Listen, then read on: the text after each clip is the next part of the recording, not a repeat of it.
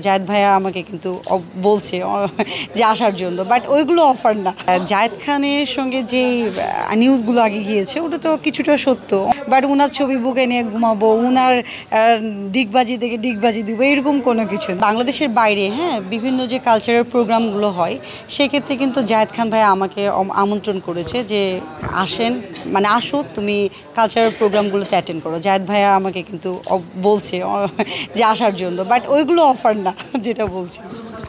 এই যে কিছুক্ষণ আগে আপনারা বলছেন যে দুবাই যাও, তারপরে অ্যাওয়ার্ড পাবা, গিফট পাবা, এগুলো কিছু না। কিন্তু জায়েদ খান বলছে তুমি যদি কালচারাল প্রোগ্রাম করো, যেটা এখন জায়েদ খান করছে, সেটা তুমি আমাকে ইনভাইট করছে যে যাওয়ার জন্য। জায়েদ খানের সঙ্গে যে নিউজগুলো আগে গিয়েছে ওটা তো কিছুটা সত্য। অনেক পাগল ছিল, ডিগবাজি দেখে পাগল।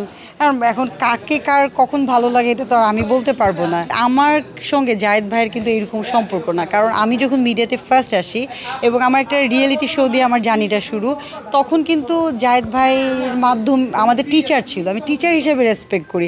বাট উনার ছবি বুকে নিয়ে ঘুমাবো, উনার ডিগবাজি থেকে ডিগবাজি দিব এরকম কোনো কিছু না। রেসপেক্ট করি, আমাকেও ভাই জায়েদ খান রেসপেক্ট করে।